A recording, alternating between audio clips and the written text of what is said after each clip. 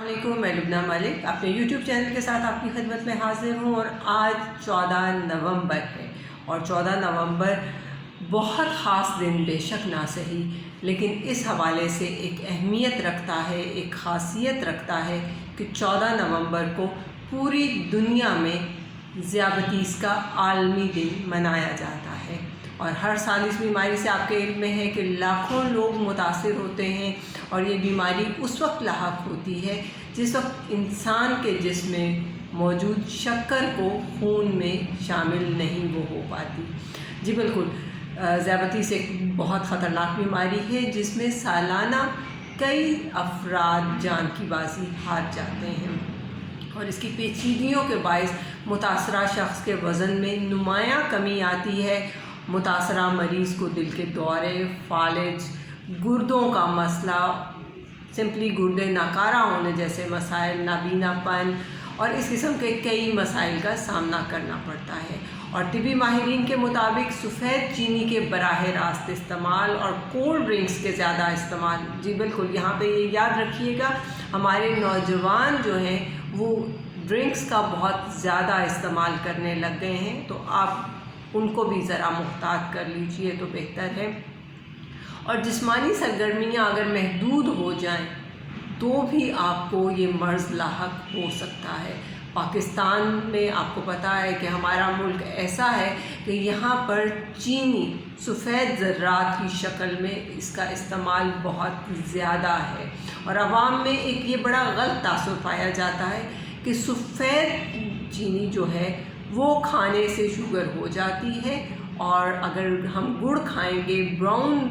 Sugar हम इस्तेमाल करेंगे तो उससे हमें कोई मसला नहीं होगा। हालांकि ये गलत है। माहिरीन के मुताबिक चीनी किसी भी शक्ल में हो, मीठा किसी भी शक्ल में हो,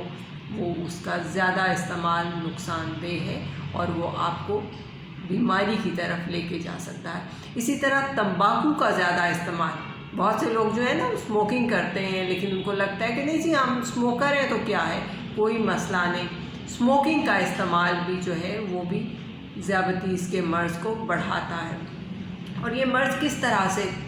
पनपता है, किस तरह से ये अपना असर दिखाता है, बिल्कुल ये इस तरह से अपना असर दिखाता है कि इंसानी जिस्म में एक मादा होता है, एक हार्मोन होता है जिसको इंसुलिन कहा जाता है। ये इंसानी जिस्म में ग्लूकोज़ की मिक़दार को कंट्रोल करता है और अगर ये हार्मोन ठीक से काम ना करे या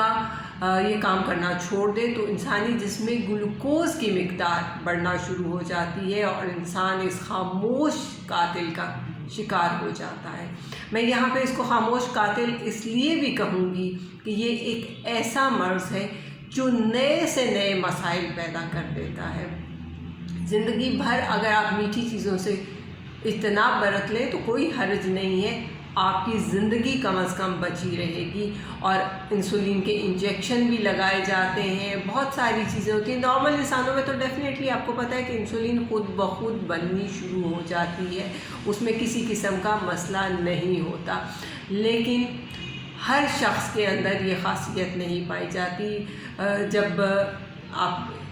बढ़ते हैं शुगर के मर्ज़ की तरफ तो उसमें डेफ़िनेटली ये चीज़ें गलत हो जाती हैं और ये मर्ज़ जो है ये जिस्म के दूसरे हिस्सों पर भी असरअंदाज होता है, ख़ास तौर पे आपके हाथों, पैरों और आपकी उंगलियों पर असरअंदाज होता है। हाथों पैरों में गिल्टियाँ भी बनने लग जाती हैं और अक्सर औक़ात ये होता है कि ज़ख्म ऐसा बन जाता है जो ठीक होने में ही नहीं आता और ऐसा ज़ख्म फिर उस सूरत में जिस्म का वो हिस्सा ही काटना पड़ जाता है।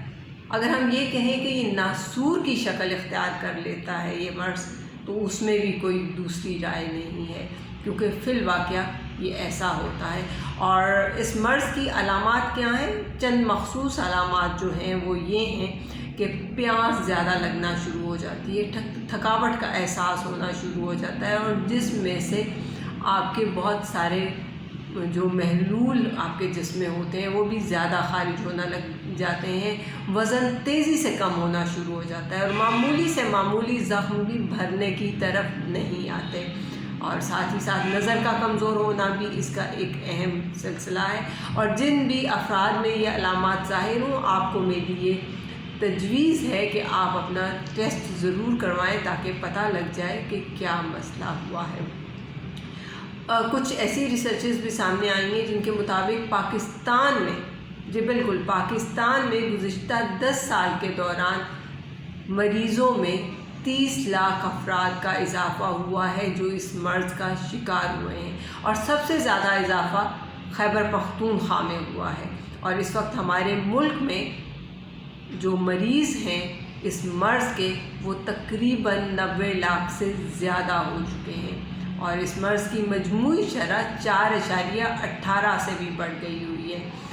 وزارت صحت کی دستاویزات کے مطابق 2010 میں ہمارے ملک میں مریضوں کی تعداد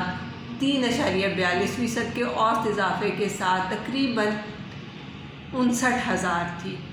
لیکن اب وہ تعداد دگنی ہو گئی ہوئی ہے۔ آپ کے سامنے ہے کہ 2015 میں یہ مریض جو ہیں 3.83 اضافے کے ساتھ 74 لاکھ تھے، اور اب 90 لاکھ سے بھی زیادہ ہو گئے ہوئے ہیں۔ اور وزارت صحت کے مطابق ایک اعداد و شمار کا جو سلسلہ انہوں نے کیا، وہ اس وقت ہمارے ملک میں یہ مریض جو ہیں وہ تقریباً 1.5 کروڑ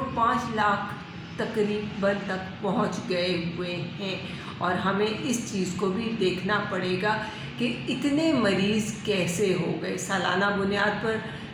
اس مرض میں ہمارے مریضوں کی تعداد میں 2% کا اضافہ ہوتا جا رہا ہے، اور یہ ایک غلط چیز ہے۔ پاکستان میں میٹھے کا استعمال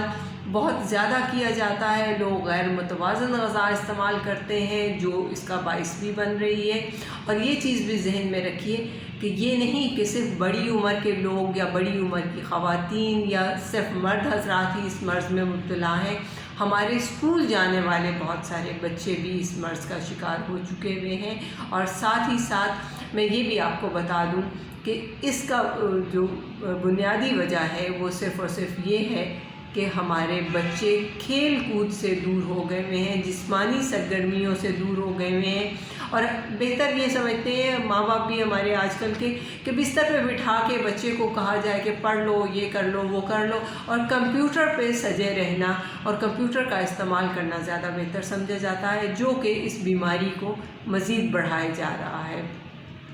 سب سے اہم چیز اس بیماری سے بچنے میں یہ ہے کہ سبزیوں اور پھلوں کا استعمال زیادہ سے زیادہ کیا جائے، صحت مند غذا استعمال کی جائے، میٹھی اشیاء اور شکر کا استعمال کم کر دیا جائے، اور جسمانی سرگرمیوں کو اپنی زندگی کا حصہ بنایا جائے۔ یہ چیزیں ہیں کہ جن کے ساتھ ہم اپنی زندگی میں اس مرض کو گھٹاتے ہوئے اپنی زندگی کو بڑھا سکتے ہیں۔ اللہ پاک سب کو اپنے کرم میں رکھے اور سب کے لیے بہتری اور آسانی کے سلسلے بنائے۔ ہم امید کرتے ہیں کہ آپ سبھی لوگ اس مرض سے بچنے کی حتی الامکان کوشش کریں گے۔ پاکستان زندہ باد، پاکستانی قوم پائندہ باد۔